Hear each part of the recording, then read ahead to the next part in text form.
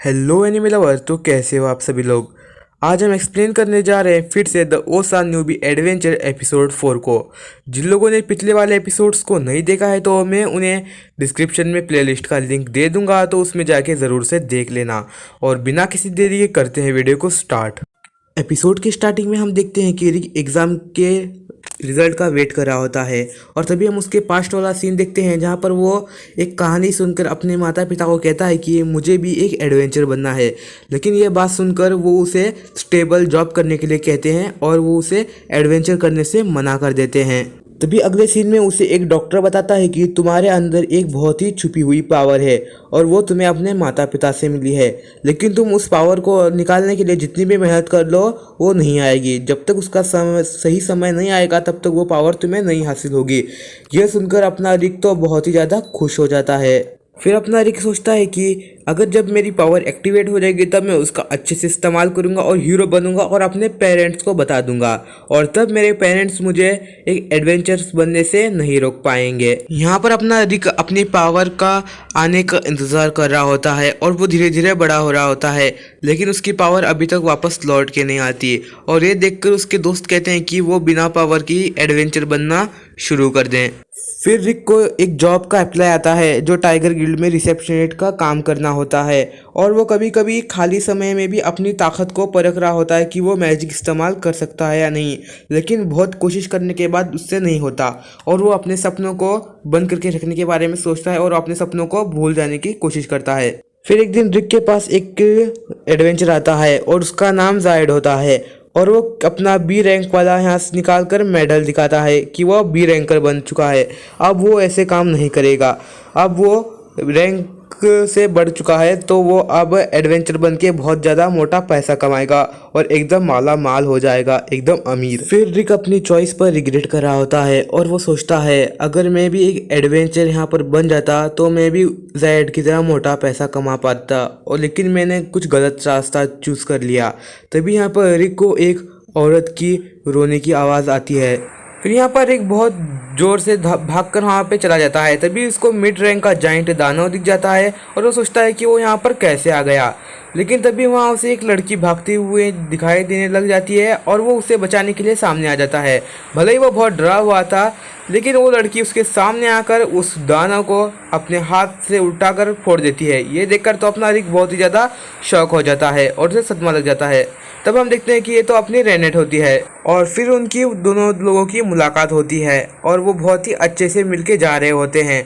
तब वो उसे पूछता है कि क्या तुम एक एडवेंचरर हो? तब वो कहती है कि हाँ, लेकिन वो तब जानकर चौंक जाता है कि वो एक एस रैंक एडवेंचरर है।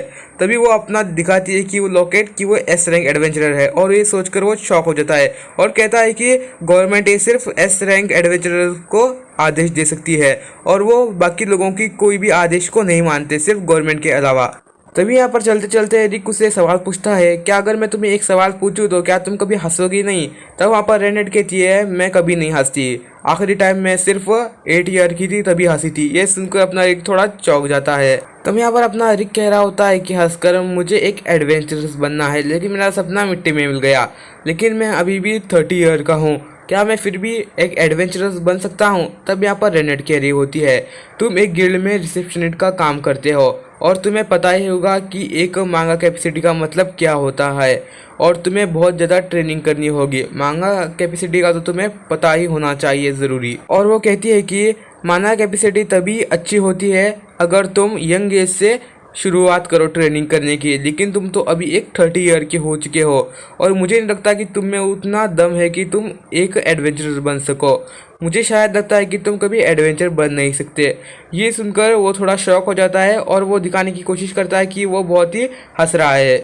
और फिर यहाँ पर रिक कहता है कि अगर आप जैसा एस रैंक वाला मुझे ऐसी बात कह रहा है तो मुझे अपने सपने को छोड़ देना चाहिए, और वो यहाँ पर बहुत ही दुखी लग रहा होता है। इसके लिए यहाँ पर अपनी रेनेट माफ़ी मांगती है कि मैंने तुम्हें ऐसा कहा। तो भी यहाँ पर रिक बातों बातों में पूछ लेता है कि क्या तुम मेरे साथ डेट पे चलोगी, और वो उसे हाँ भी कर देती है। यहाँ पर अगले दिन रिक बहुत ही ज़्यादा खुश दिख रहा होता है। जायड और अलीशा भी देखकर चौंक जाती है कि इतना खुश क्यों है, और इसलिए खुश होता है कि वो उसके साथ डेट पर जाने वाला है। तभी यहाँ पर रात को वो निकल जाता है कि डेट पर जाने के लिए, लेकिन वहाँ पर हम देखते हैं कि मॉन्स्टर का हमला होता है। यहाँ पर देखते हैं कि यहाँ पर अपना रिक अपनी रेनेट को ढूंढ रहा होता है, लेकिन यहाँ पर देखते हैं कि रेनेट ऑलरेडी कुछ मॉन्स्टर्स को ख़त्म कर देती है और अपने हाथों से उसे मार देती है। लेकिन जैसे उसके सामने और आते हैं तभी वो अपने अंदर से छोटे छोटे ब्लेड से उन सभी को मारने वाली होती है। ये सब फाइट देखकर अपना रिक यहाँ पर उसे देखकर बहुत ही ज़्यादा इम्प्रेस हो जाता है और बहुत ही खुश हो जाता है। फिर यहाँ पर रेनेट को कुछ अजीब सा फील होता है कि उसके पास कोई बड़ी ताकत है, जो एक ड्रैगन जितनी बहुत ही फेमस ताकत है। तभी यहाँ पर वो उस चीज़ को महसूस करके थोड़ा पर डर जाती है, लेकिन तभी उसके ऊपर एक मॉन्स्टर हमला कर देता है और रिक उसे बचाने के लिए चला जाता है। तभी यहाँ पर जायड आ जाता है उसे बचाने के लिए, और तभी हम देखते ही देखते सारे के सारे एडवेंचरस आ जाते हैं। तभी यहाँ पर बाकी एडवेंचरस पलक झपकते ही सारे के सारे मॉन्स्टर्स को मार रहे होते हैं और सभी लोगों को ख़त्म कर दे रहे होते हैं। तभी यहाँ पर रेनेट को संभाल रहा होता है। तभी यहाँ पर रेनेट कहती है कि सभी लोगों को यहाँ से चला जाना चाहिए, क्योंकि मुझे एहसास हो रहा है कि यहाँ पर आसपास एक ड्रैगन है। ये सुनकर रिक को उसके ऊपर विश्वास नहीं होता। तब रेनेट कहती है मेरा माना के ऊपर से विश्वास खो जाता है अगर मैं कोई ड्रैगन को महसूस करती हूँ तो। जैसे ही वो ऐसा बोल रहे होते हैं कि तभी वहाँ पर एक ड्रैगन आ जाता है। ये सब देखकर सभी की हालत ख़राब हो जाती है। तब यहाँ पर जायड कहता है आखिरकार मुझे पता चल गया ये कैसे आया। आखिरकार ये ड्रैगन से अपनी लोग जान बचा रहे थे, ये छोटे से मॉन्स्टर। फिर से जायड कहता है कि अगर इसे हराना है तो कम से कम एक ए रैंक वाला ज़रूरी चाहिए। तभी वहाँ पर एक बंदा बहुत गुस्से में आकर उसके ऊपर हमला कर देता है, लेकिन यहाँ पर वो उसे गुस्सा आता है तो वो अपनी एक तेज़ धार छोड़ता है, जिससे सभी के सभी लोग उड़ जाते हैं। लेकिन सभी लोग भाग रहे होते हैं, लेकिन तभी ड्रैगन उन्हें एक बैरियर में कैद कर देता है और सभी लोग वहाँ पर एक स्थिर हो जाते हैं। फिर यहाँ पर जेड उस बैरियर को तोड़ने की कोशिश करता है, लेकिन वहाँ पर किसी से तोड़ नहीं होता। लेकिन तभी यहाँ पर रिक आंखें बंद कर कर सामने आकर खड़े हो जाता है और वो कहता है कि भले मैं एक एडवेंचर ना बन सका, लेकिन मैं एक एडवेंचर की मौत ज़रूर मरूंगा। और वो उसके सामने खड़े हो जाता है उसे मारने के लिए, लेकिन उसकी फट रही होती है अंदर से। लेकिन तभी वो एक पत्थर उठाता है और उसके ऊपर अटैक कर देता है।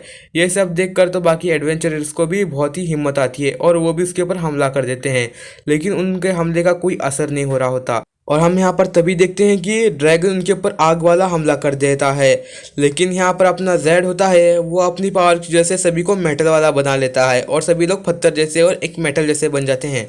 लेकिन ड्रैगन की आग की पावर इतनी होती है कि उन सब का असर हो जाता है कि वो सभी लोग गिर जाते हैं और वो ज़ख्मी हो जाते हैं।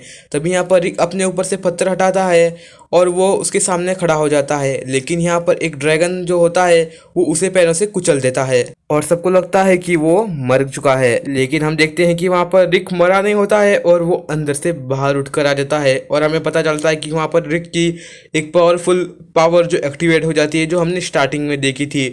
तब यहाँ पर उसके अंदर से एक ओरा बन जाता है आग वाला और वो खुद ही सरप्राइज होता है कि उस पावर को देखकर, और ये सब देखकर उसके फ्रेंड्स लोग भी सरप्राइज हो जाते हैं और वो कहता है कि अब आएगा ना मज़ा बिडू।